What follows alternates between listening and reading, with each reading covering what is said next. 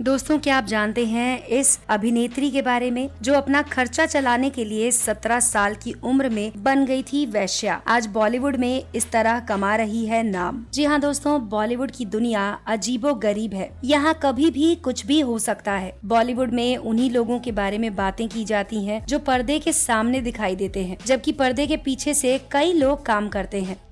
आज हम आपको ऐसी ही एक महिला के बारे में बताने जा रहे हैं जो पर्दे के पीछे काफी सालों से लगी हुई हैं और सफल हैं। उनका जीवन काफी उतार चढ़ाव से भरा हुआ है। इनकी लाइफ की स्ट्रगल स्टोरी किसी भी व्यक्ति के अंदर हौसला भर सकती है।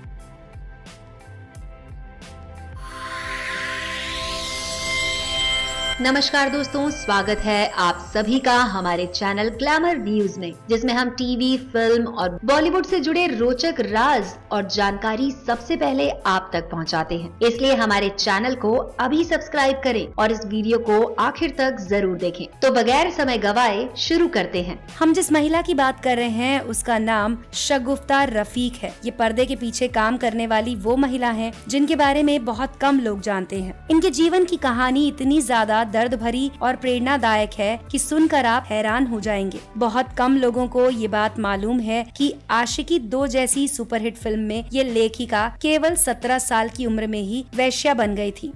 इसके बारे में खुद शगुफ्ता रफीक ने एक इंटरव्यू के दौरान बताया। शगुफ्ता रफीक ने कहा कि वो 27 साल की हो चुकी थी। तब तक वो एक दूसरे आदमी के पास जाती रहती थी।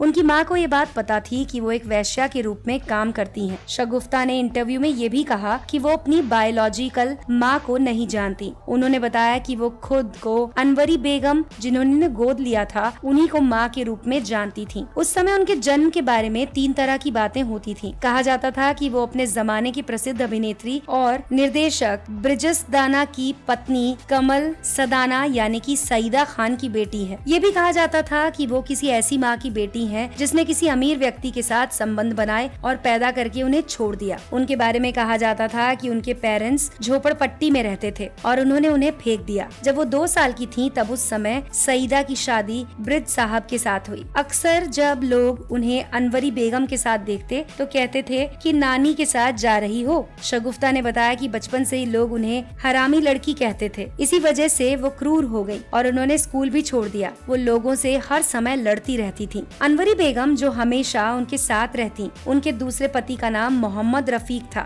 इसी वजह से शगुफ्ता रफीक उनका नाम पड़ा। ब्रिज साहब हमेशा उनसे नफरत करते थे। उन्हें ये पता न था कि वो कौन है। वो और अनवरी बेगम दोनों ब्रिज साहब के ऊपर ही निर्भर थे। इस वजह से वो और भी ज्यादा गुस्सा करते थे। शगुफ्ता रफीक ने बताया कि जब वो 12 साल की थी, तभी से उन्होंने पार्टियों में नाचना शुरू कर दिया था। इन पार्टियों में सम्मानित लोग कॉल गर्ल्स के साथ आते थे। सब इन पार्टियों में खूब पैसा उड़ाते और वो उन्हें झोली में समेट लिया करती थी। शगुफ्ता रफीक ने कहा कि 17 साल से लेकर 27 साल तक वो वेश्या रही और फिर किसी की सलाह के साथ दुबई चली गईं। वहाँ डांसर को 10 गुना ज्यादा पैसे मिलते थे। शगुफ्ता दुबई तो गईं, लेकिन अब लोगों के डर की वजह से वेश्यावृत्ति से दूर रही। जब उनकी माँ बीमार हुई, उन्हें वापस लौटकर मुंबई आना पड़ा। 1999 में अनवरी बेगम कैंसर की वजह से मर गयी। इसके बाद 2002 में वो बॉलीवुड डायरेक्टर महेश भट्ट से मिली और कहा कि वो लिखना चाहती है, लेकिन उन्हें 2006 तक लिखने का मौका नहीं मिला। इसके बाद मोहित सूरी की फिल्म कलयुग में 2 सीन लिखने का मौका मिला